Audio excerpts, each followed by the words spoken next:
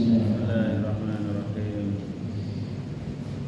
Innal hamdalillah alhamdulillahilladzi nahmaduhu wa nasta'inuhu wa nastaghfiruhu wa na'udzu billahi min shururi anfusina wa min sayyiati a'malina may yahdihillahu fala mudilla lahu wa may yudlilhu falan tajida lahu waliyyan mursyida. Asyhadu an la ilaha illallah wahdahu la syarika lahu wa asyhadu anna Muhammadan abduhu wa rasuluh la nabiyya wa la rasula ba'dahu. Fa'inna asdaqal hadits kitabullah wa khairul hadi Muhammadin sallallahu alaihi wasallam wa syarrul umuri muhdatsatuha wa kullu muhdatsatin bid'ah wa kullu bid'atin dhalalah wa kullu dhalalatin finnar. Usikum wa iyaya bittaqwa faqad fazal muttaqun. Hasyallahu ta'ala fil Qur'anil Karim wa billahi minasyaitonir rajim. Ya ayyuhalladzina amanu ittaqullaha haqqa tuqatih wa la tamutunna illa wa antum muslimun. Wa qala Rasulullah sallallahu alaihi wasallam, ittaqillaha haitsu kunta wa bi sayyi'atil hasanati tamquha wa khaliqin nasa bi khuluqin hasanin. Amma ba'du. Hadirin ma'asyiral muslimin rahimakumullah, alhamdulillah, tak lupa kita senantiasa ucapkan syukur kepada Allah Subhanahu wa taala yang petang menjelang malam hari ini kita Allah Subhanahu wa taala masih memberikan kesempatan kepada kita untuk bisa bermuajahah dan melaksanakan salah satu kewajiban kita, yaitu melaksanakan sholat maghrib secara berjamaah. Kemudian kita berpindah untuk menuju salah satu kewajiban yang lain, yaitu tolak ilmu. Rasulullah sallallahu alaihi wasallam memberikan satu hadisnya, barang siapa man salaka tariqan, barang siapa yang memudahkan jalannya, tariqan sahalallahu tariqan ila jannah. Barang siapa yang memudahkan Allah, yang memudahkan jalan baginya untuk senantiasa mencari ilmu, maka Allah Subhanahu wa taala akan memudahkan pula baginya jalan menuju surga. Maka tidak ada suatu sarana apapun di muka bumi ini, semewah apapun kegiatan ataupun acara, selengkap apapun acara atau kegiatan di muka bumi ini, tapi kalau di dalamnya tidak ada niatan untuk mencari ilmu dan untuk bersama-sama meningkatkan iman dan takwa, maka di mata Allah dan Rasulnya itu merupakan hal yang sekian kalinya nomor untuk urusan akhirat kita. Maka alhamdulillah, kesempatan yang baik ini mari kita bersama-sama syukur bersama-sama. Semoga apa yang kita niatkan ini Allah Subhanahu wa taala catat di dalam Lauhul Mahfuz sebagai amal kebaikan kita di yaumil akhir. Amin ya rabbal alamin. Salam dan salam pula kita lupakan dikirimkan keselamatan kepada Nabi kita Nabi Muhammad sallallahu alaihi wasallam beserta keluarganya dan orang-orang yang senantiasa mengikuti petunjuk Nabi Muhammad sallallahu alaihi wasallam. Dan kita berharap kita digolongkan oleh Allah Subhanahu wa taala termasuk hamba-hambanya yang senantiasa mengikuti petunjuk Nabi kita Nabi Muhammad sallallahu alaihi wasallam. Rasulullah sallallahu alaihi wasallam saya sampaikan kembali di dalam buku Sahih Muslim nomor berapa kemarin? Masih ingat? Nomor berapa? Dalam kitab Sahih Muslim, jangan nggak akhir ya? Oh iya, nggak akhir. Ya. Nomor berapa sih Pak? Lupa namanya. Dalam buku Sahih kitab Muslim nomor 408, Rasulullah SAW bersabda, "Man shalla 'alayya wahidatan sallallahu alaihi wasallam." Rasulullah SAW bersabda, barang siapa yang mengucapkan selawat kepadaku satu kali saja, maka Allah akan mendoakan baginya 10 kali. Coba bayangkan. Ini merupakan hadis Rasulullah yang mungkin perlu kita ketahui bersama. Ternyata tidak ada suatu ibadah yang paling mudah, tidak memerlukan waktu yang lama, tidak memerlukan biaya yang besar, cuma kita mendoakan doa keselamatan kepada Nabi, maka Allah akan mendoakan kepada kita 10 kali lipat ketika kita mengucapkan salawat kepadanya. Maka mari kita bersama-sama senantiasa memperbaiki salawat kepada Nabi. Allahumma sholli ala Muhammad wa ala alihi washabbihi ajmain. Semoga dengan wasilah inilah kita bisa mendapatkan doa dari Allah Subhanahu wa taala. Masalahnya yang mendoakan saja itu Allah. Nah, yang mendoakan Pak Yadi, yang mendoakan Pak Yusuf, enggak usah ya. Tapi ini mendoakan Allah, membayangkan. Dan cara yang paling tepat kita mendapatkan doa dari Allah Subhanahu wa taala, kata Nabi, berselawatlah kepada. Sekarang saya tanya kepada Bapak yang ada di sini, sudahkah kita berselawat hari ini? Nah, mungkin di antara kita, mungkin disampaikan ya, ini berselawat kepada Nabi saya berapa kali? 100 kali. Wah, Masya Allah, 100 kali. Ya, 100 kali. Ya. Maksimal Mas Eko ini membaca selawat itu sehari itu berapa kali? 5 kali. Subuh, zuhur, maghrib, isya, asar, ya kan? Ya, 5 kali. Kenapa? Di dalam bacaan at-tahiyat itu terdapat bacaan selawat kepada Nabi. Tapi yang dimaksud apa yang disampaikan Rasulullah ini, kita membaca salawat kepada beliau di luar bacaan ketika kita melaksanakan sholat. Maka mari kita bersama-sama 4 hal yang mungkin perlu kita lakukan bersama-sama ketika kita berdoa kepada Allah. Jangan melupakan 4 hal ini. Apa aja yang Pak? 4 hal yang tidak perlu, yang tidak boleh kita tinggal-tinggal. Pak, apa ketika habis sholat, zikirnya bagaimana? Istighfar. Terus berapa kali? 3 kali. Terus masih kok? Sama. Jadi zikir astagfirullahaladzim, astagfirullahaladzim, astagfirullahaladzim, astagfirullahaladzim. Itu ya. Alhamdulillah. Itu ya. Itu. Nah, itu sama. Apa? Allah gitu, betul. Betul gitu. Termasuk strategi. Strategi seperti itu. Enggak ya? Coba bayangkan. Kita ucapkan kalimat istighfar. Betul enggak? Alhamdulillah. Ya. Gitu Pak. Kayak gitu. Seperti itu.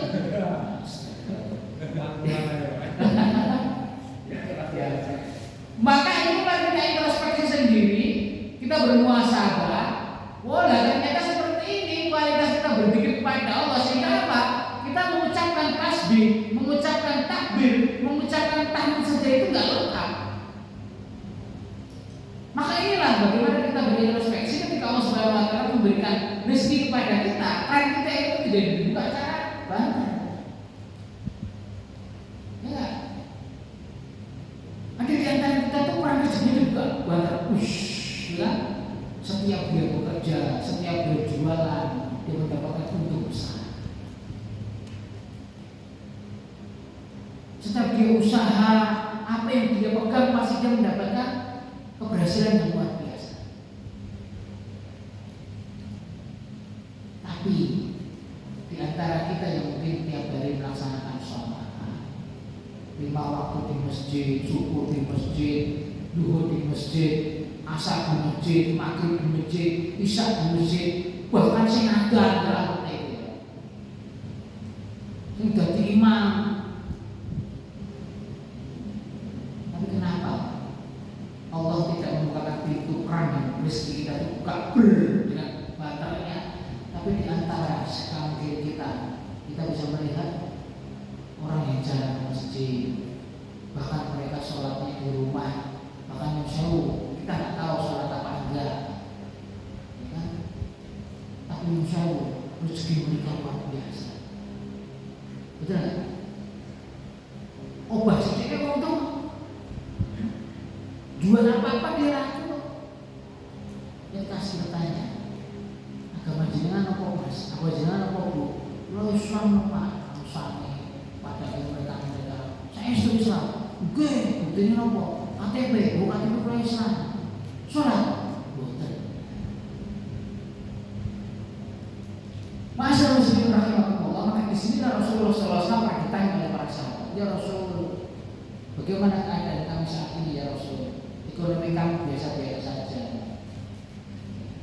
Di antara kami ada yang dibukakan kerannya, butter, tapi di antara kami ada yang tanpa sekali hanya tetesan air saja yang Allah berikan kepada kami. Contohlah Bilal bin Rabah,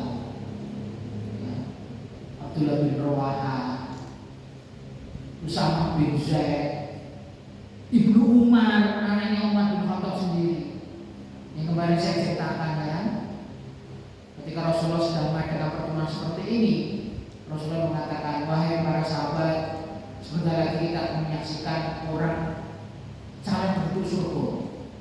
Ditunggu lama sekali, akhirnya keluar dari pintu, ceklok siapa? Ibnu Umar.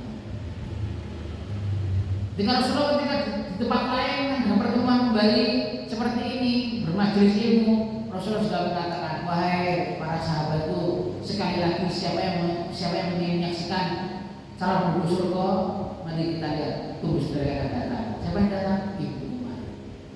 Sampai tiga. Akhirnya para sahabat semakin penasaran apa yang dilakukan oleh Ibnu Umar. Sampai Rasulullah mengatakan ini calon penduduk surga. Akhirnya Rasulullah mengatakan, kalau kau ingin tahu apa yang dapat Ibnu Umar, tanya kepada dia. Lihatlah apa yang dilakukan. Aku ini banyak para sahabat yang bertamu di rumah Ibnu Umar sampai 3 hari, begini diindik ya, melakukan tahajud, ya sama seperti kita, nggak lebih dari 11 rakaat. Masjidnya dikitnya juga sama, subhanallah 3 kali, alhamdulillah 33 kali, Allah Akbar 33 kali. Ternyata yang dilakukan itu mereka ditanya oleh para sahabat, setiap nafasku saya selalu mengucapkan sholawat kepada Nabi. Masya Allah. Allahumma sholli ala Muhammad. Allahumma sholli ala Muhammad. Terus, ya, luar biasa. Maka mereka bersama-sama, ya, di sisa yang kita miliki ini jangan sampai kita terlepas dari apa yang sudah kita istiqomah selama ini, yaitu melaksanakan ibadah kepada Allah Subhanahu Wa Taala. Sungguh amalan yang paling terpenting yang kita kerjakan di muka bumi ini bukan pengajian setiap hari. Iya, Senin ikut pengajian, Selasa pengajian, Rabu pengajian, Kamis pengajian, Jumat pengajian, Ahad pengajian, Sabtu pengajian. Bukan. Tapi amalan yang Allah Subhanahu Wa Taala tunggu di antara kita nanti yang berakhir, yang pertama kali yang dihitung adalah sholat kita. Misalnya bukan kemarin hari apa ya? 2 hari yang lalu, ketika malam tirakatan, saya ke Andong, lagi. Saya mampir, pulangnya kan di gudang kecil, ada masjid yang bagus banget. Saya di situ bertemu dengan jamaah yang banyak sekali. Ketika habis maghrib, saya kaget. Ada seorang bapak-bapak yang setelah sholat maghrib, sholat sunnah di depan saya, pas di depan saya amati, masya Allah sholatnya bapak. Jadi kan yang sholat ini, yang saya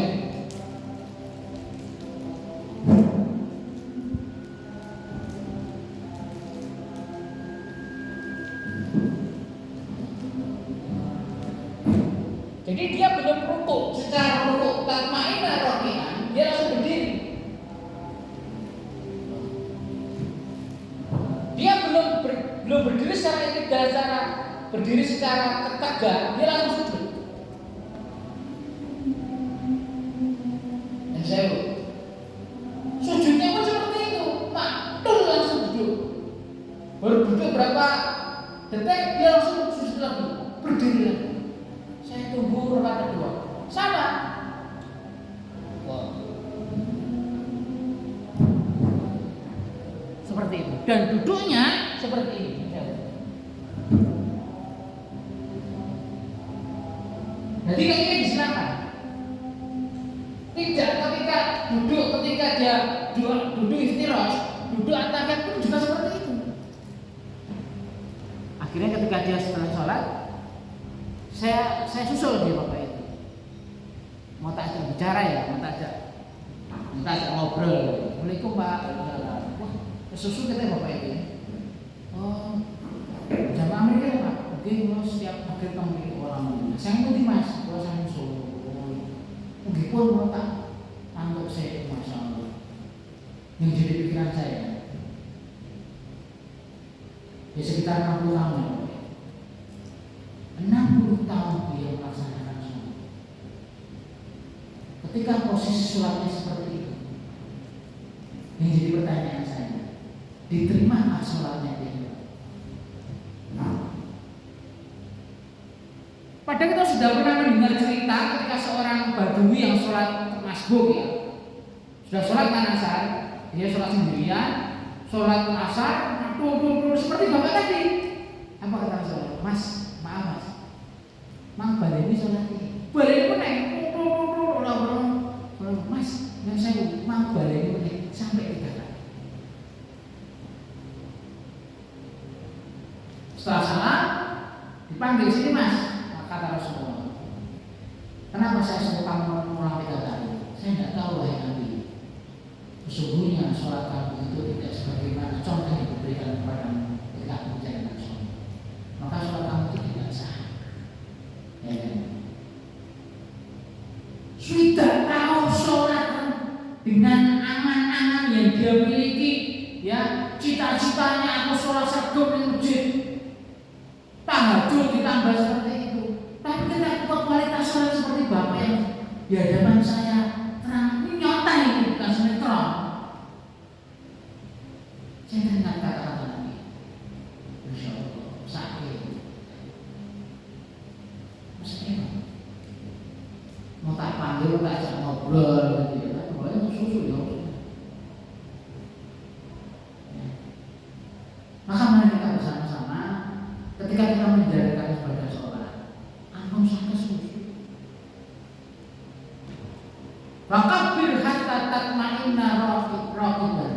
Ketika kamu bertakbir, maka bertakbirlah dengan sempurna dengan posisi takbir. Allahu Akbar, tangan diregangkan, kemudian diletakkan di atas. Dan nanti selesai kita bahas tentang bagaimana tata cara sholat ya. Itu penting sekali. Karena apa? Seluruh amal ibadah kita, awake dhewe umroh ping 5, haji ping 2, sedekah tiap hari, setiap hari ngisi pengajian. Tapi kalau seandainya kualitas sholat kita itu nggak benar kata Allah, ya kose. Perasaan bose, bisa dulu. Ini yang paling penting yang kita perhatikan bersama-sama. Kita kembali kepada masalah. Ketika Rasulullah ditanya para sahabat, ya Rasulullah bagaimana ini? Ada Abdullah bin Auf sing sugih ketika di ahli ekonomi, setiap dia gerak, setiap dia bisnis selalu sukses. Tapi di antara kami ada yang biasa aja, ada yang melarat, ada yang omahe cilik, ya kan? Montore ya siji digo caoman, ya kan? Seperti itu. Apa kata Rasulullah? Itulah dunia.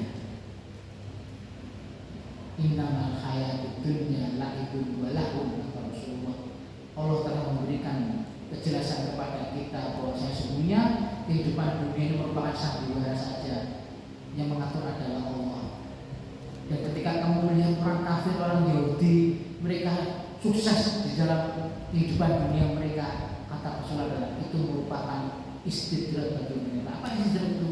Lulu. Karena apa? Allah ingin tahu sebatas apa ya kesadaran mereka bersyukur kepada Allah Subhanahu wa taala, kembali kepada Allah dan mereka mau sholat. Tapi di antara para sahabat yang sholat sregep, sing taat kepada Rasul dan Allah Subhanahu wa taala, tapi rezekinya pas-pasan saja. Apa kata Rasulullah? Ad-dunya jannatul mu'min wa sijin. Ad-dunya jannatul kafir wa sijin. Sesungguhnya dunia itu merupakan surga bagi orang-orang kafir, dan itu merupakan sebuah penjara bagi orang-orang mukmin. Karena apa? Kadang-kadang rezeki kaum muslim itu sidik. Kamu lihat orang Cina, kan? PGS itu siapa yang menguasai? Cina kabeh. Taiwan siapa yang menguasai Mas? Jadi kan baru saja Cina Mas. Oh Cina. Mana banget ya? Sumatera sedikit sekali ya. Orang muslim, penduduk muslim, Betawi itu mengasihkan tanah pun sedikit, tapi Cina mereka yang menguasai. Orang-orang kafir. Maka kata Rasulullah, disinilah Allah melihat ya sebatas apa kesabaran kita dalam bersyukur kepada Allah yang cara beribadah. Ya, terus nanti itu kita bahas nanti kapan-kapan saja. Tapi mari kita bersama-sama, intinya pada malam hari ini setiap nanti Selasa ketiga kita akan membahas beberapa hal kesalahan-kesalahan dalam melaksanakan sholat. Supaya apa? Supaya ketika kita tuh melaksanakan sholat, kita tuh benar-benar tahu dan paham, ya. Oh ternyata sholat saya itu ada kesalahan, ya. Maka dalam hal ini ada 3 hal yang perlu kita ketahui.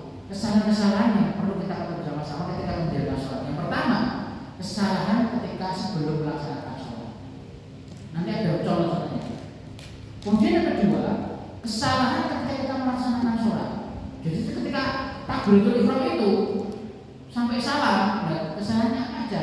Nanti kita bahas satu persatu. Dan yang ketiga adalah kesalahan setelah melaksanakan sholat. Jadi setelah salam, ya kita juga harus menjaga agar sholat kita ini tidak tidak dipandang salah di mata Allah dan Rasulnya.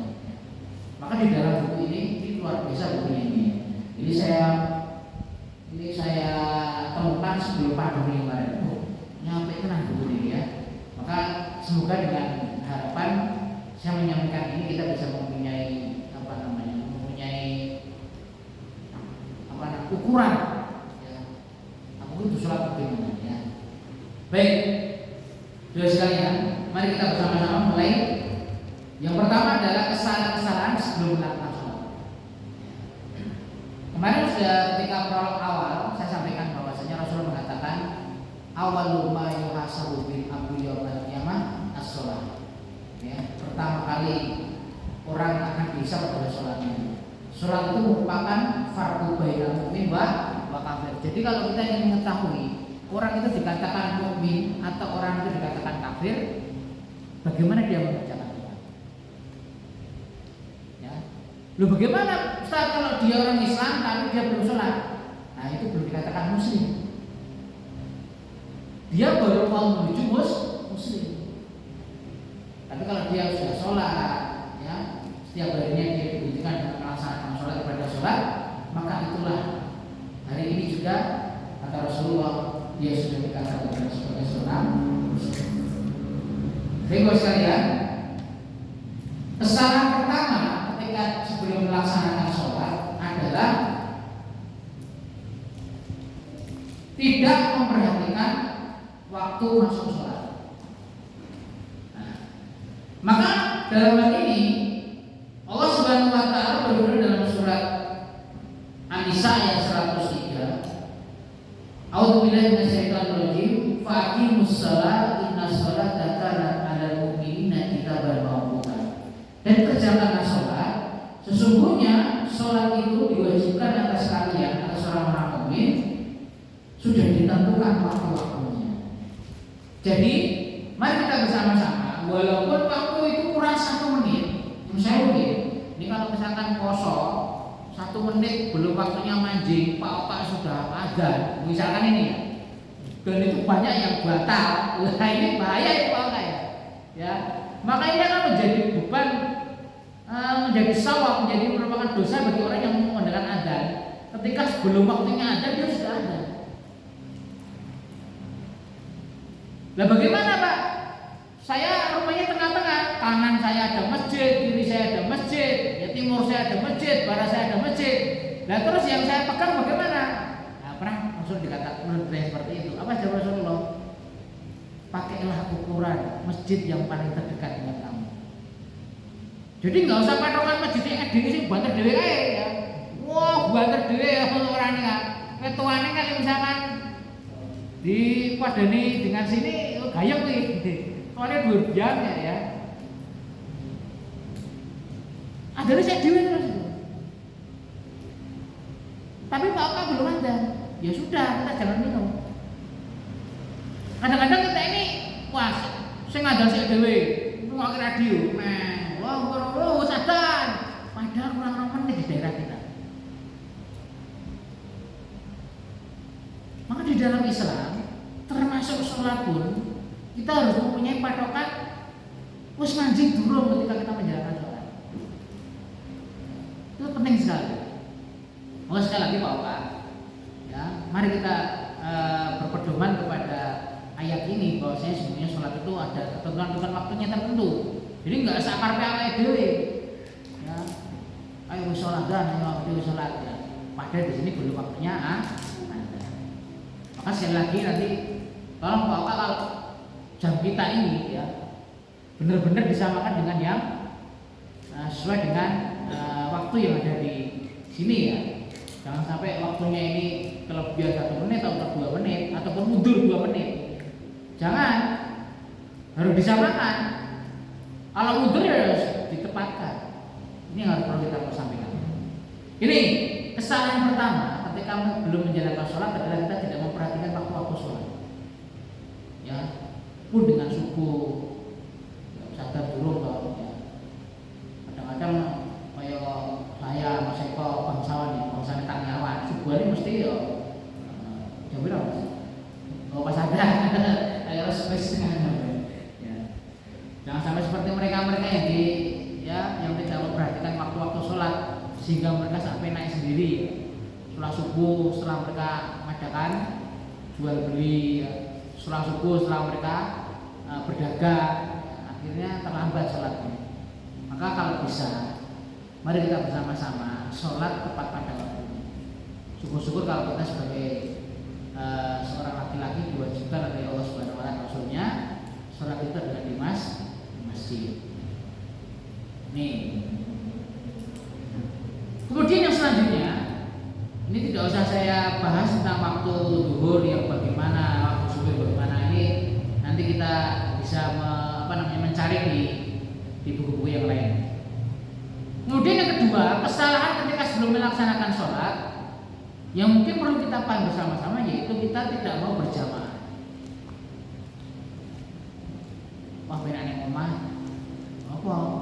Nah, motor jeep ini harus mulai mau ini masih kayak, ya.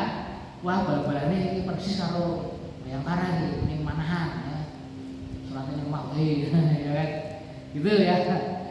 Maka ini perlu kita paham bersama-sama. Kalau seandainya kita mampu untuk bisa mengerjakan sholat di masjid, ya sholat di masjid.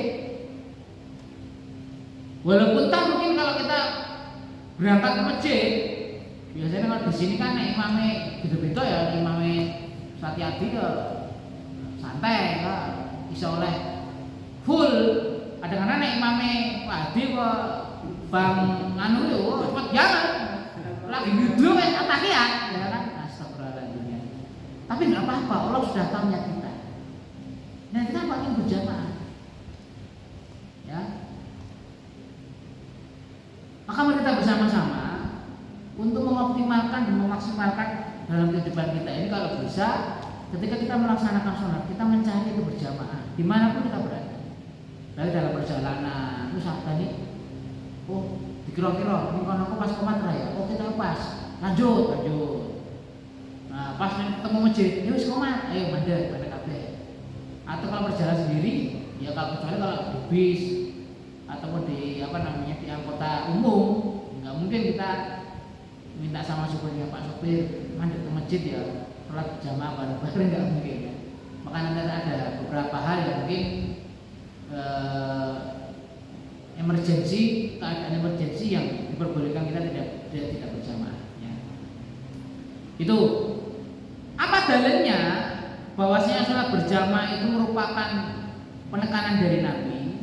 Diriwayatkan ini saya bacakan dari ayat dulu. Dalil bahwasanya salat berjamaah itu merupakan perintah dari Allah di dalam surat An-Nisa 102. Dan apabila kamu berada di tengah-tengah mereka, ya, sahabat kamu, lalu kamu hendak mendirikan sholat, ya, bersama, maka hendaklah golongan dari mereka berdiri dan menyertai mereka, kemudian memandang. Nah, ini masalah sholat khauf ya, masalah sholat khauf. Tapi intinya bahwa di dalam ayat ini, surat An-Nisa ayat 2 ini memberikan satu kejelasan kepada kita bahwa perintah Allah, seandainya engkau mampu untuk bisa melaksanakan sholat berjamaah walaupun dalam keadaan perang, berjamaah. Jadi kan pernah tahu tata cara sholat berjamaah Pak? Mas Anu tahu? Pak Yadi gimana tata cara sholat khauf? Ketika perang. Jadi ada pasukan yang perang sholat. Belakang itu memegang. Yang belakang. Sujud, yang barisan depan ikut imam, terus yang barisan ke belakang masih megang di atas. Ya, ketika rakaat kedua, barisan depan maju, barisan belakang mundur demikian. Ya, mengikuti imam. Nah, setelah selesai baru menyempurnakan. Tata cara sholat khauf seperti itu. Ya. Nah, dalam keadaan perang saja Allah memerintahkan kita sholat berjamaah, apalagi dalam keadaan tenang, dalam keadaan damai.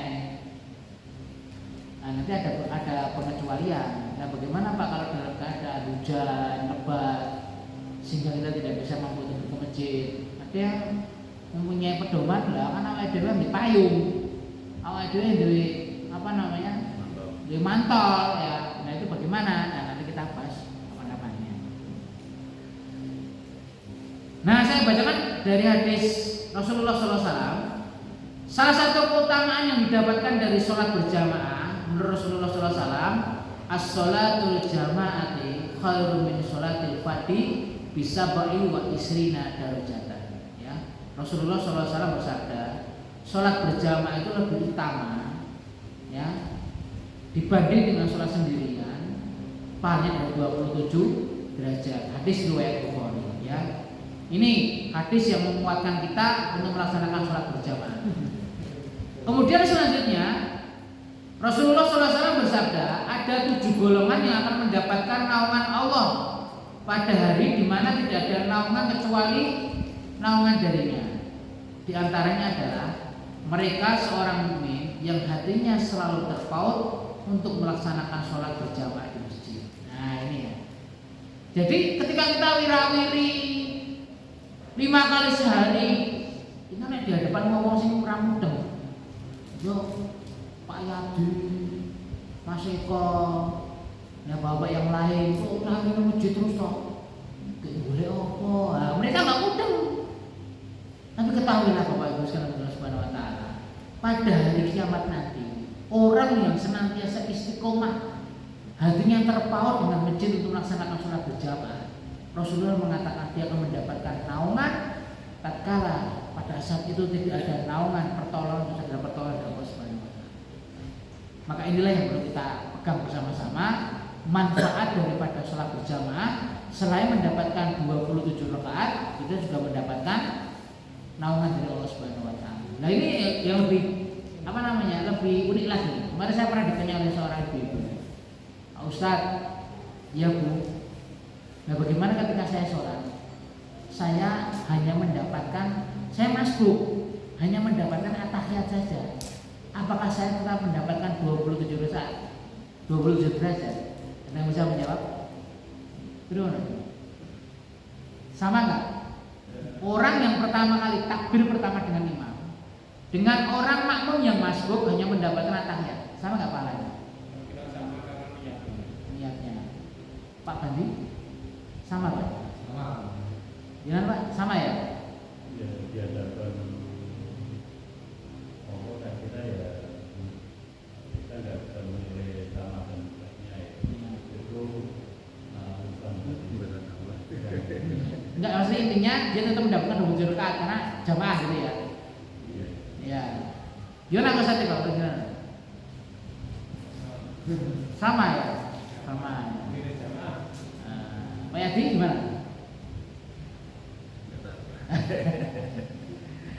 Oke.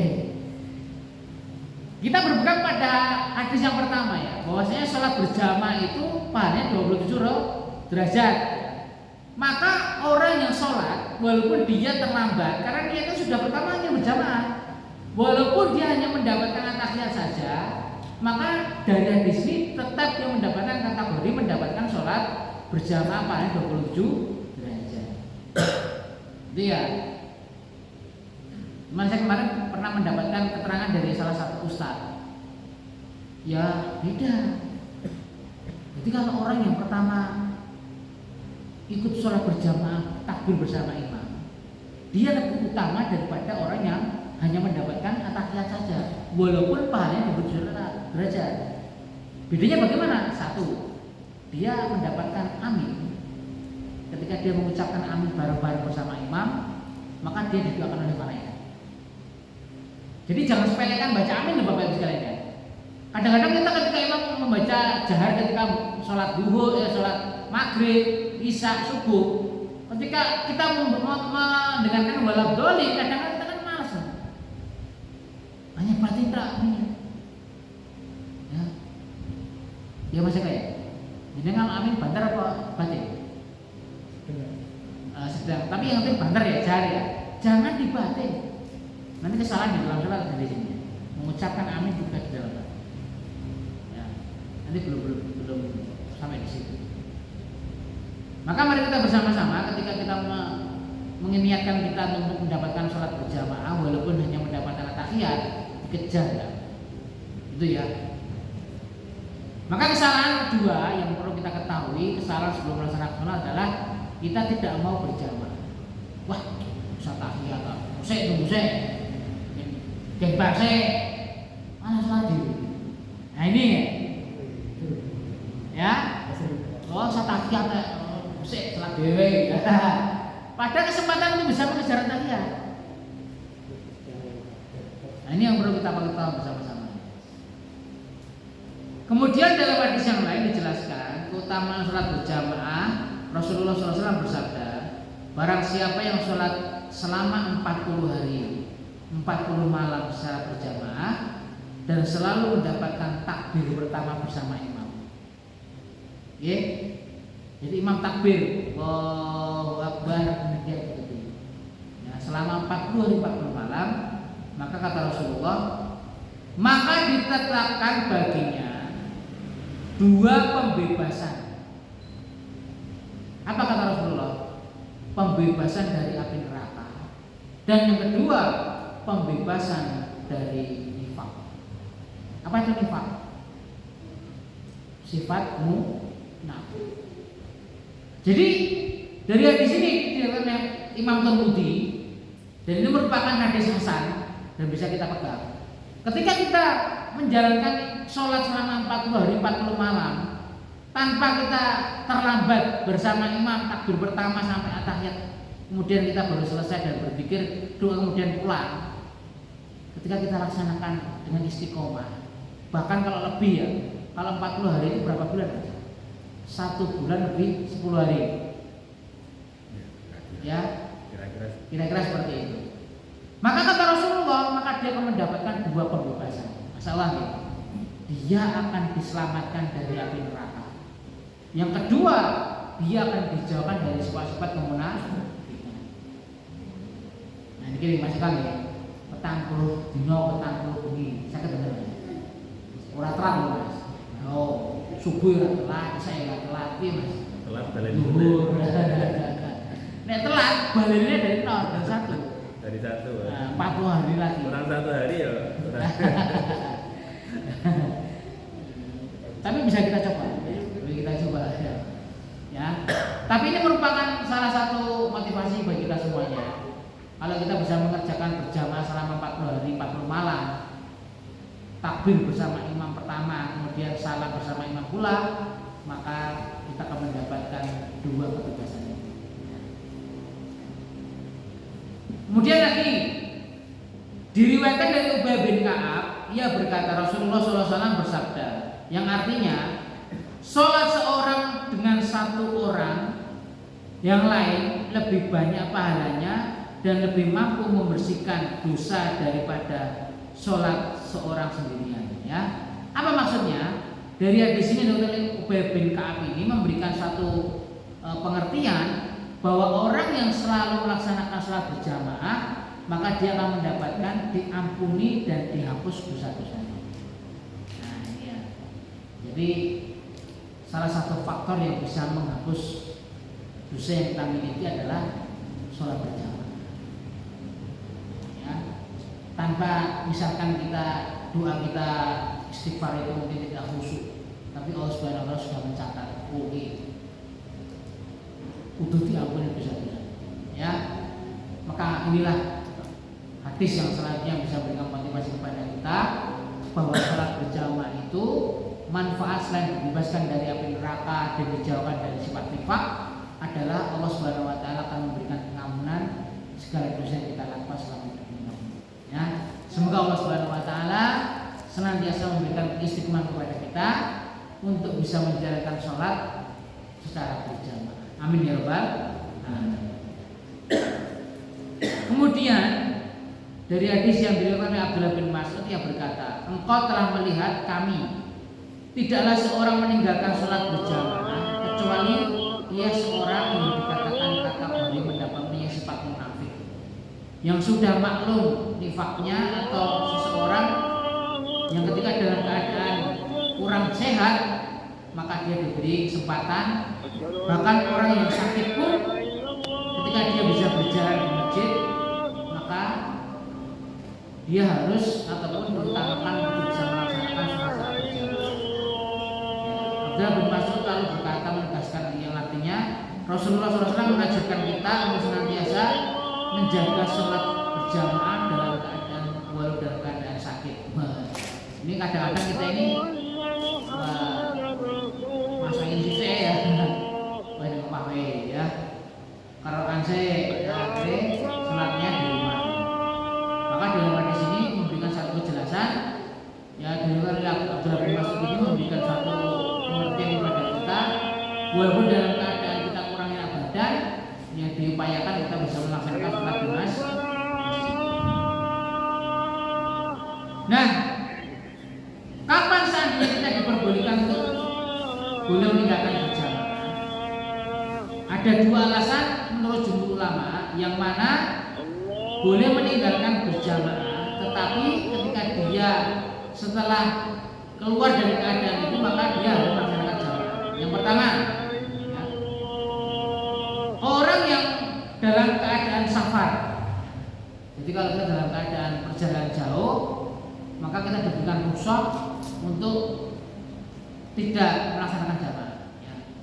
Kemudian yang kedua adalah ketika dia dalam keadaan yang sangat urgen seperti membantu orang yang sedang sakit, dokter ya, pas tengah operasi ada lisan,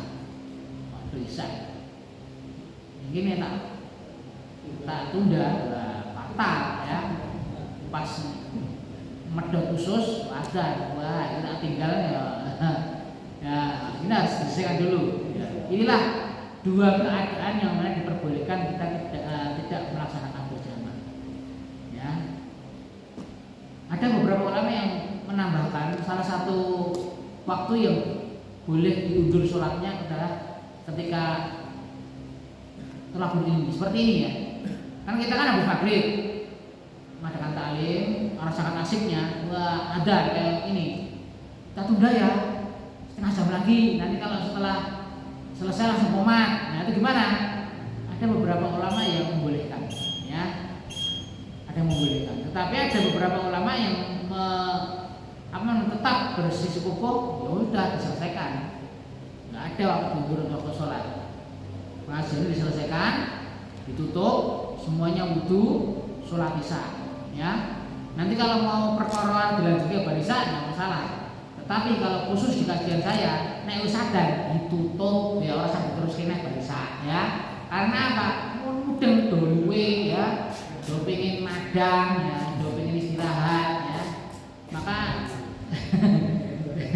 khusus di Sabtu ketiga, kalau ketika sudah terkirakan kita akhiri ya bersama-sama karena